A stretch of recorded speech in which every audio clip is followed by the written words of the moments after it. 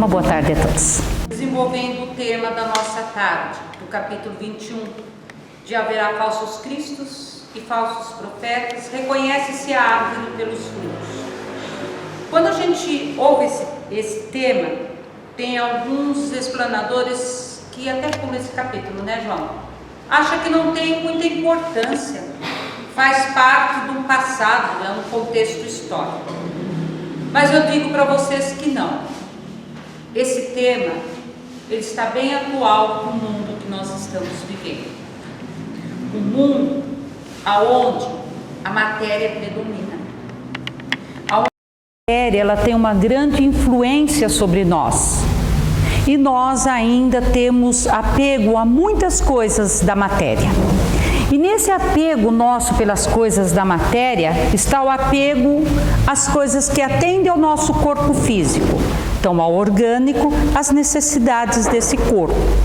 É muito normal a gente buscar muitas vezes uma alimentação saudável, suplementos, produtos, tratamentos de cura, tratamentos de beleza, de condicionamento físico, tudo pensando no bem-estar do nosso corpo físico.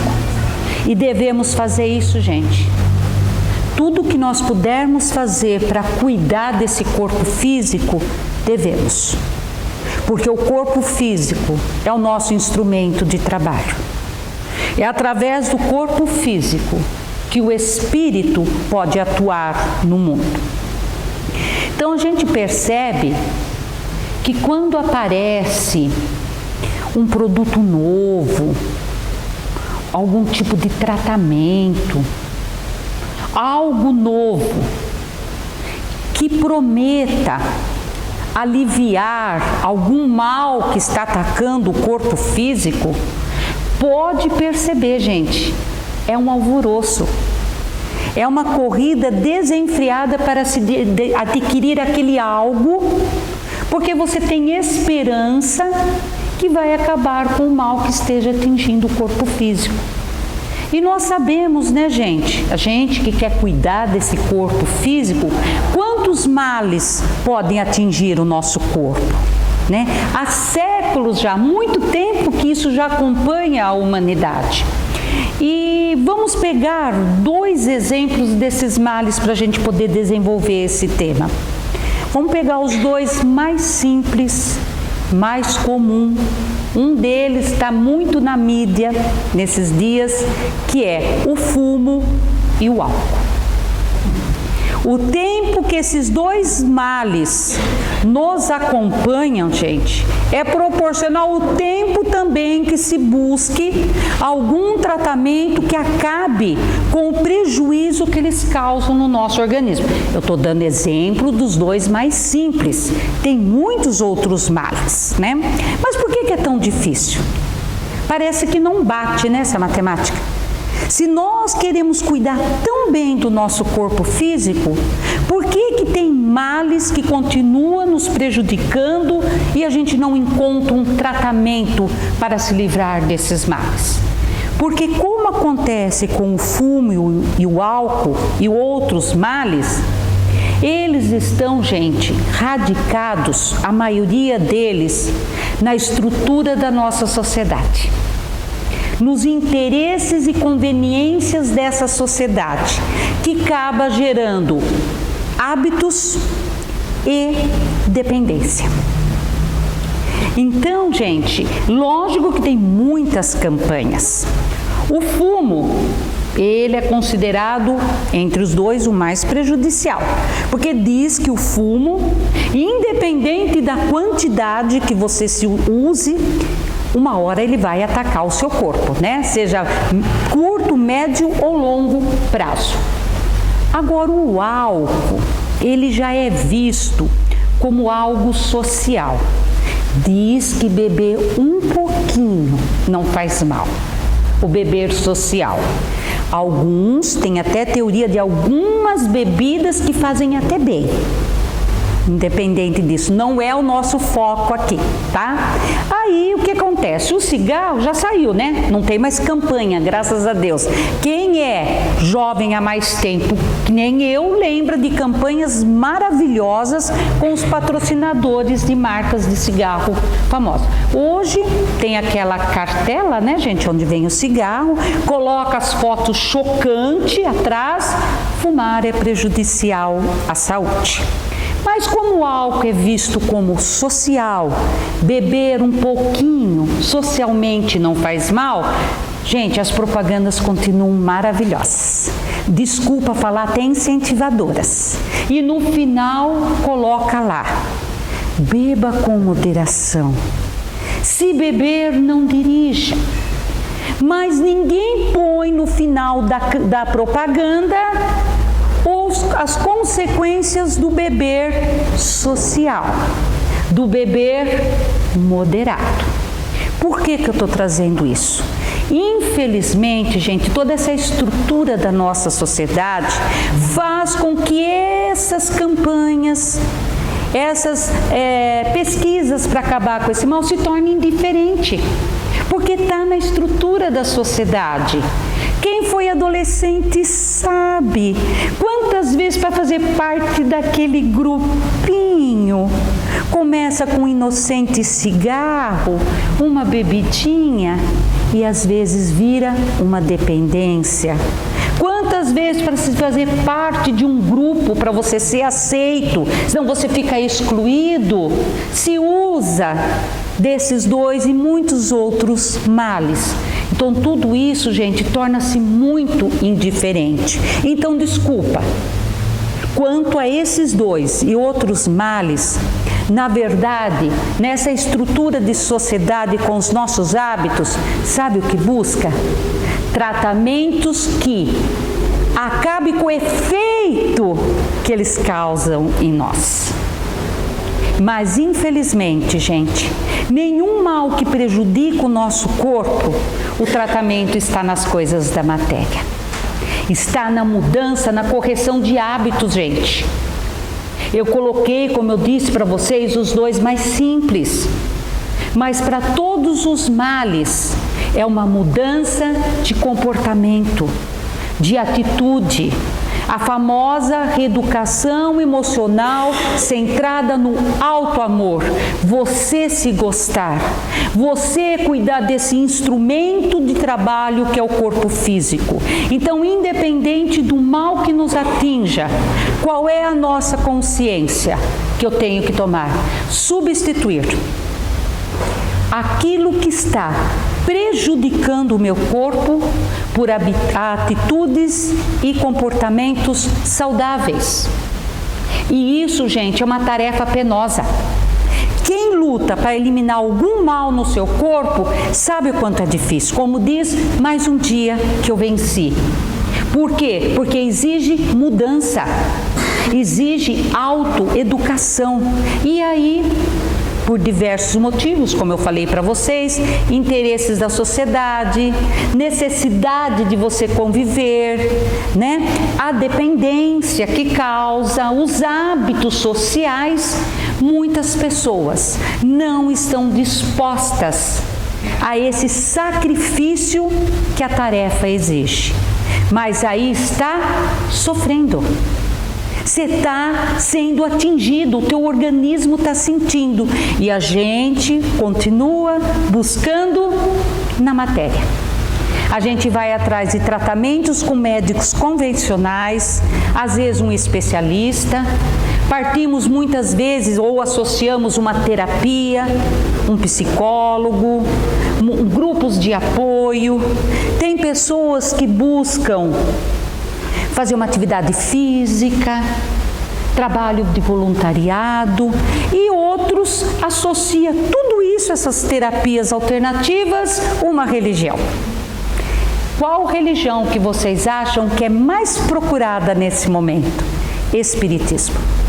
Porque é visto como uma religião milagreira, que apenas a ação dos espíritos, seja o passe, a água fluídica, um atendimento fraterno, um tratamento espiritual, de desobsessão, trabalho mediúnico, cirurgia espiritual. Somente isso vai acabar com o mal que está atingindo o corpo físico. Sendo que esse mal, gente, é alimentado pela pessoa que está sofrendo.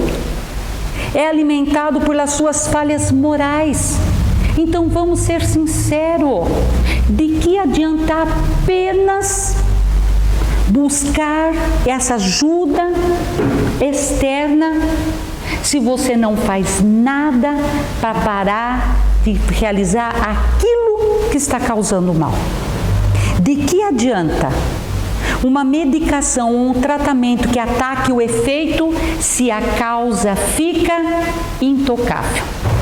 Então, gente, esses desconhecimentos das verdades médicas e científicas, porque não foi o Espiritismo que criou essa teoria, a necessidade de uma mudança de hábitos de comportamento.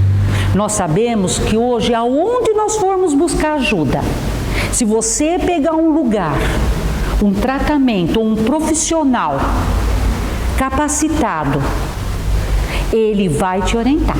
O médico quantas vezes puxa a nossa orelha? Olha, você precisa mudar certos hábitos, seja de alimentação, de comportamento. Então, esses desconhecimentos dessa mudança, os desconhecimentos das coisas espirituais, gente. Porque muitas vezes a gente acha que a espiritualidade pode realizar um trabalho que cabe a nós.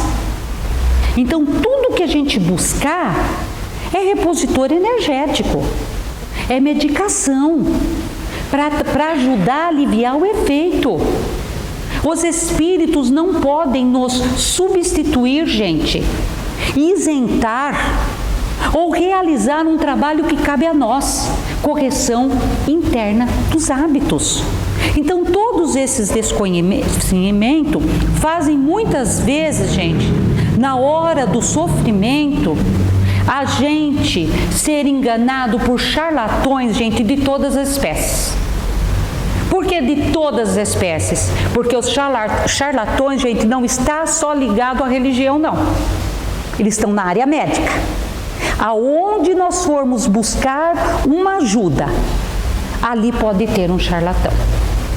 Que ele não está preocupado com a situação que nós estamos passando. Ele está se aproveitando do nosso sofrimento para alimentar o seu orgulho, seu egoísmo, a sua fama, projeção, poder e principalmente financeiro. Em momento algum estão preocupados com o nosso bem-estar. Então, gente, às vezes aí por uma deficiência cultural, falta de conhecimento, interesses da sociedade, dependência, ou mesmo até de recursos financeiros, gente. Um tratamento hoje custa caro. Muitas vezes a pessoa não tem condições de pagar e está com dor, está sofrendo. Então, nessa hora é muito fácil ser enganado por falsas promessas. Quem aqui numa situação, gente, não acabou ainda, às vezes, acreditando quando a pessoa te estende a mão, te oferece ajuda? Às vezes você está tão sozinha, tão desesperado, como diz, você mergulha de cabeça. E às vezes o tombo é feio. Porque aí você descobre que não é verdade. Vem decepções, frustrações, prejuízos e principalmente pode agravar o mal que estava te atacando. Então, gente, ciência, médicos, tratamentos alternativos, religiões, nem o Espiritismo pode realizar milagre. Podem nos ajudar, mas o trabalho é nosso. Então, gente, lógico que nós devemos procurar ajuda, sim. Podemos usar todos os recursos que a matéria nos oferece. Não tem problema, pode usar. Escolha aquela que você se afiniza. Porque muitas vezes o meu médico é bom, mas para o seu Juca não é. O tratamento que eu estou fazendo é bom para mim, mas a Mari não se adaptou. Busque, porque geralmente quando a gente se afiniza a um tratamento, a um médico, a uma religião, é porque aqueles que fazem parte ali estão no mesmo grau de compreensão e aceitação nossa. Então a gente se afiniza. Busque qualquer tratamento que vocês se sentirem bem. Mas lembrando, tudo é paliativo. Tudo vai te ajudar a trazer o analgésico. Outros, repositor de força, de energia. O trabalho é você que vai ter que realizar. Então, na hora de uma dor física ou moral. Mas geralmente nós temos as duas, viu? A dor física nos leva à dor moral. A dor moral reflete no corpo físico. Então, somos visitados pela dor. Busque primeiro o tratamento da matéria. Procure o médico.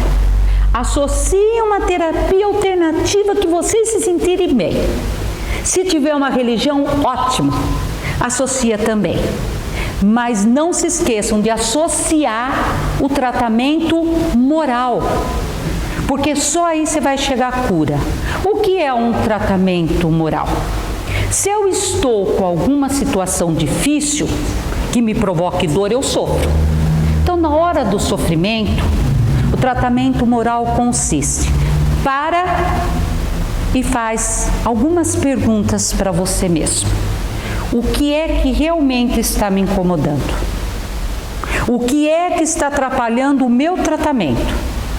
Por que é que eu não estou conseguindo a cura desse mal que está me atacando o corpo? Será que está ligado ao meu desequilíbrio emocional? O meu desequilíbrio nervoso? Falta de paciência? Falta de tolerância? Falta de fé e confiança?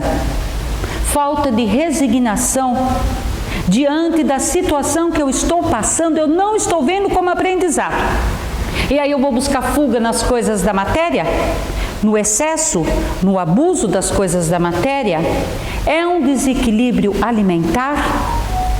É uma falta do cuidado pessoal que esse corpo físico merece? Ou muitas outras? Se a gente parar, for sincero conosco, nós vamos encontrar a raiz do nosso problema. Então o trabalho é simples. Tratamento da matéria, que vocês quiserem, tratamento alternativo para fazer o tratamento moral e chegar à cura, substituindo aquilo que me prejudica por comportamentos e atitudes saudáveis. Resumindo, substituir falhas morais por virtudes. Mas o trabalho é nosso. Só que tem uma questão. Ele é intransferível e individual. Só nós podemos realizar. Só que é muito difícil fazer sozinho. E aí a gente precisa de ajuda até para esse tratamento moral. É por isso que a Terra é uma abençoada escola-hospital. Se a Terra é uma abençoada escola-hospital, isso quer dizer que todos nós, de uma certa forma, somos alunos e paciente. O que aluno precisa? Professor, instrutor. O que um paciente precisa? Médico.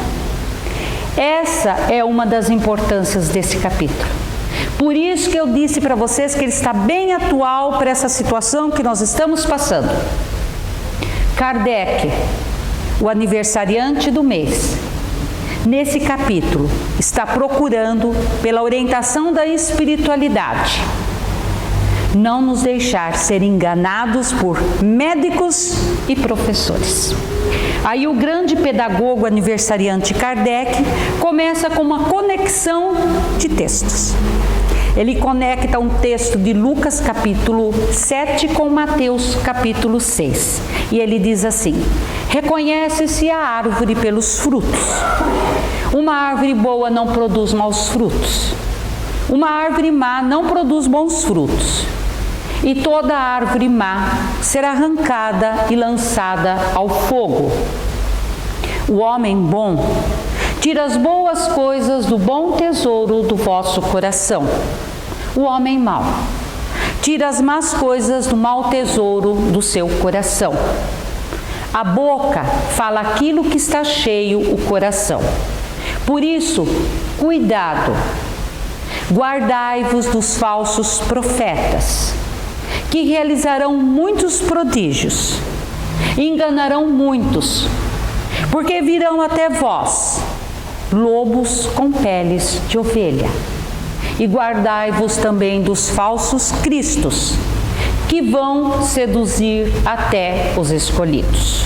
Olha a capacidade do nosso aniversariante Kardec, desse grande pedagogo. Porque se a gente não entender essa conexão, não faz sentido. Porque fica uma mistura de árvore de boca que ensina, tomar cuidado com os falsos cristos, os falsos profetas, mas quando a gente entende a conexão, começa a fazer sentido. Então ele pega e conecta Lucas, falando para nós da boca que ensina, e conecta com o aviso de Mateus: cuidado com os lobos em peles de ovelha. E para entender essa conexão, ele usa um recurso agrícola: a árvore com seus frutos. O que é que Kardec quis nos ensinar? Vocês querem saber se a ajuda que estão te oferecendo, quando te estendem as mãos, quando te promete algo, quando estão te orientando, te ensinando, seja encarnados ou desencarnados, é verdadeiro? Olhe os frutos. Veja qual é o propósito daquilo que estão te oferecendo. Para onde aquele propósito está te levando? O que é que esse propósito vai acrescentar de bom na sua vida? Quando a gente compreende esse recurso agrícola da capacidade de Kardec, começa a fazer efeito. Porque o que é um agricultor, gente? Quando ele olha para a árvore que ele plantou, ele espera que ela dê frutos. Ele trabalha árduo, com muita esperança que nasçam os frutos, e espera ansioso que o fruto amadureça e ele possa colher. Vamos colocar o Deus aí. Deus é o agricultor da evolução, que espera que cada árvore sua produza bons frutos. Só que ele não espera ansioso. Deus espera paciente. Sabe por quê? Ele conhece cada árvore sua. Ele sabe que nós, quando reencarnamos para realizar os aprendizados que precisamos para evoluir, Ele nos dá aptidões, talentos, poder. Mas aí dentro de nós tem dois sentimentos, não tem? Orgulho e egoísmo. E se o orgulho e egoísmo falar mais alto, nós podemos nos transformar em lobos em pele de ovelhas. E se aproveitar do sofrimento alheio, gente, para tirar todo tipo de vantagem. Não só o financeiro. Todo tipo de vantagem. Mas aí ele já nos dá um alerta, né? Toda árvore má será arrancada e lançada ao fogo. Bom, nós somos a árvore de Deus, né? Então quer dizer que se eu for lobo em pele de ovelha, eu vou ser lançado ao fogo, quer dizer, eu vou para o inferno? De forma alguma. Deus não pune, Deus não castiga. Sabe quem vai acusar que nós somos lobo em pele de ovelha? A nossa própria consciência. A consciência pesada. A gente pede ao Pai oportunidade. Fala, vai filho, reencarna. Vai queimar os resíduos, as falhas morais que você tem dentro de você. Entenderam é que toda árvore má será lançada ao fogo? É isso, é reencarnar. Esse queimar dentro de nós, esses resíduos, é exatamente eu substituir as falhas morais por virtudes. Só que isso é um aprendizado que muitas vezes, difícil, né, João? Causa sofrimento. A gente sofre. E aí, o Pai, que é amor, envia médicos e orientadores. Eles estão aqui não é para piorar o nosso sofrimento, é para nos ajudar. Ele envia então Cristo e os profetas. Então, com Cristo, gente, não dá para a gente enganar com o falso Cristo. Porque o Cristo é um espírito de alta hierarquia. As tarefas e as missões de um Cristo são de co-criadores do Pai. Eles pegam, co-criam um planeta e coordenam, ele é responsável. Então a comunidade humana, vocês conhecem qual é o Cristo. Ele encarnou como Jesus. Então a nível de planeta Terra nós temos um Cristo, tem vários. Então, gente, não dá para se enganar. Se alguém se titular Cristo, né, João? Não dê nem atenção. Então, o Cristo é o médico de almas que deixou no seu evangelho a receita da cura. E aí nós precisamos dos enfermeiros, orientadores e professores, que são os profetas. Então o profeta, enquanto o Cristo é um emissário direto de Deus, os profetas são trabalhadores do Cristo, no nosso caso, coordenado por Jesus. Qual é a função do profeta? Orientar a comunidade onde eles estão, a comunidade humana. Orientar os homens, revelar o oculto e os mistérios da vida espiritual. Respondido a questão do livro, foi dado a todos os homens conhecer as leis de Deus? Lógico, o Pai é amor. Conhecer suas leis não é privilégio de religião e nem dos religiosos. O Pai quer a evolução e a felicidade de todos os seus filhos. É o nosso determinismo, todos vamos evoluir. Então, conhecer a lei de Deus é para o ateu ou para o crente? Para o materialista, para o espiritualista, para o religioso e aquele sem religião. Então o Pai deu a oportunidade de todos, e as leis de Deus estão contidas aonde, gente? Questão 621 do Livro dos Espíritos, consciência de cada um de nós, está aqui já. E aí, através da voz da consciência, ela deveria ser o nosso guia em todas as circunstâncias da nossa vida. Ele deu inteligência, discernimento, só que, como eu disse no início, as coisas da matéria exercem influência sobre nós. Muitas vezes, para o ter, que é mais importante que o ser, nós temos atitudes que não estão de acordo com as leis divinas.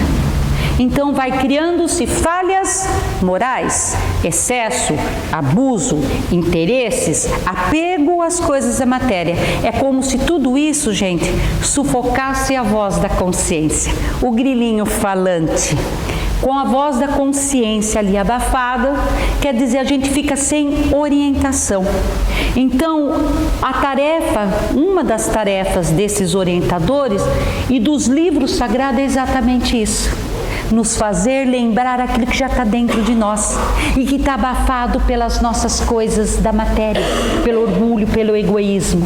Então, tanto os livros, está transcrito as leis divinas, como todos os trabalhadores de Jesus, desse Cristo, é exatamente para nos ajudar e tirando esses resíduos, para que essas leis possam voltar a ser a nossa regra de conduta. Então, é através dos seus ensinamentos e dos seus exemplos que a gente começa a seguir e vai fazendo essa transformação. Então, uma das tarefas do profeta é exatamente nos ajudar a relembrar as leis que já estão contidas na nossa consciência. Mas por que profeta? Por que eles são chamados de profeta? Porque quando esses grandes missionários reencarnam, gente, eles abaixam no nosso nível de compreensão. Eles têm essa humildade de adaptar o conhecimento, as orientações ao nosso nível. Então, dependendo do grau evolutivo que nós estamos, manifestam as suas orientações.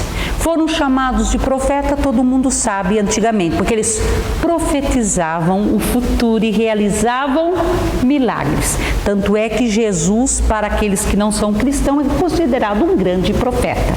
Por que profetizar? Porque, gente, há 3.000 anos atrás, 4.000 anos atrás, nós não conhecíamos a lei de causa e efeito, ato e consequência. Nós não tínhamos esse conhecimento da verdade, que eu estou sofrendo o efeito das minhas próprias atitudes e comportamentos. Então eles profetizavam o futuro como um alerta.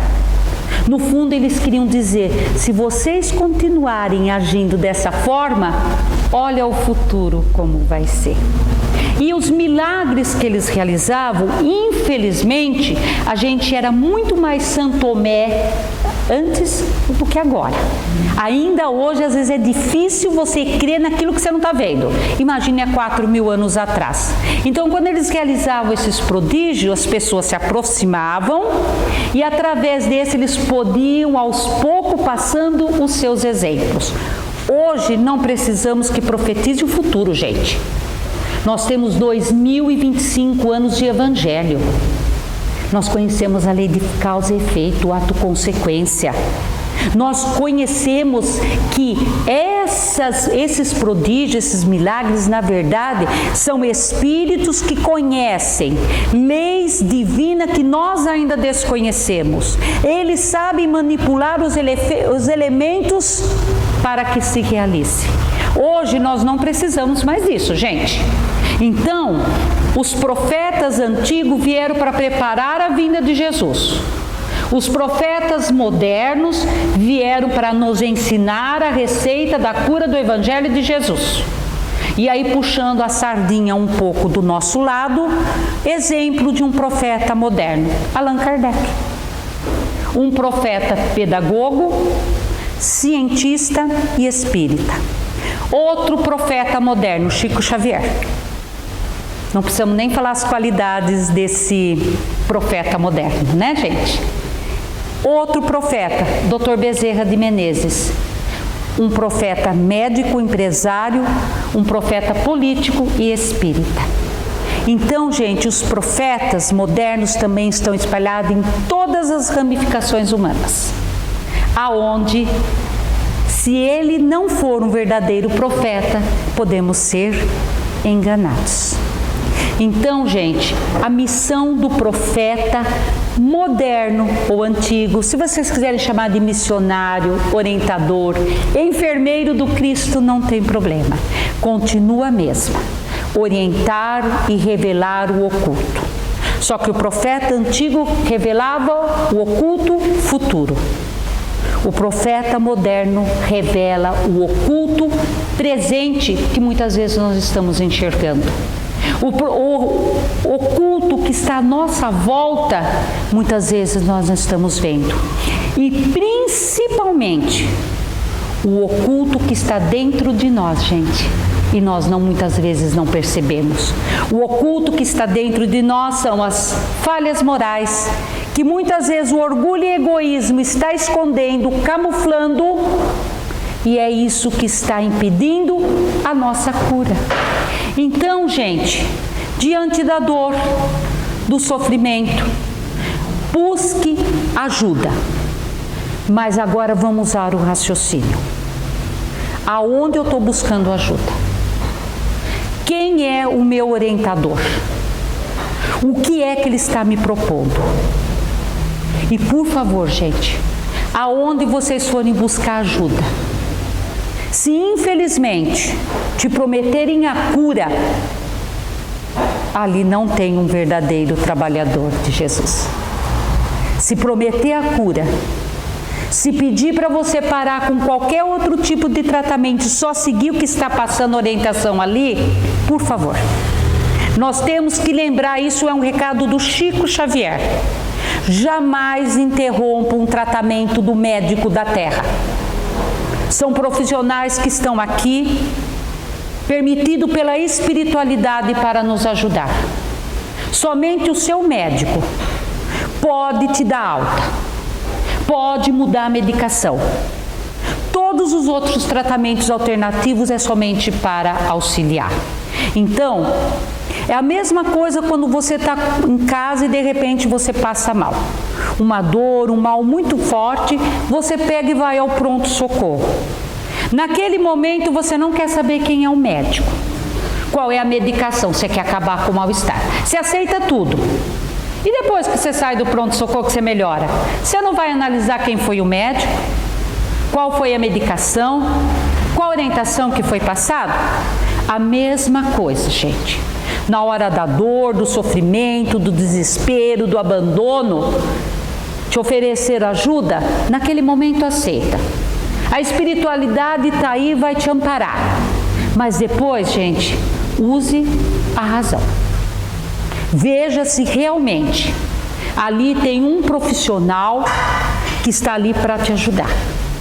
Aonde vai te prometer ajuda e vai te pedir que o trabalho está em você. Só assim nós vamos conseguir entender a receita de Jesus e chegarmos um dia à cura. Aí, para a gente encerrar, nessa receita extensa de Jesus, tem um item lá que a letra é miudinha, viu? Às vezes nem com óculos, com lente, nós estamos conseguindo, de aumento, estamos conseguindo ler. Jesus coloca numa das suas indicações assim, ó: faça ao seu próximo tudo de bom que você queria para você. Sabe por que ele deixou essa indicação? Porque todos nós aqui, em algum momento da nossa vida, vamos ser um profeta. Em algum momento da nossa vida, gente, seja dentro do lar, seja com um amigo, no meio religioso, alguém que te pede socorro, no local de trabalho você vai ter que orientar alguém, você vai ter que passar uma indicação, você vai ter que passar uma informação, você vai ter que ajudar. E aí, quando a gente não lê esse item de letrinha miúda, muitas vezes a gente acaba fazendo para o nosso próximo aquilo que você jamais faria para você. Quando nós não conseguimos ler essa indicação de Jesus, é porque a dor do outro ainda não chegou até nós. Nós não conseguimos sentir a dor do outro. Então a gente vai encerrar com o início de Kardec.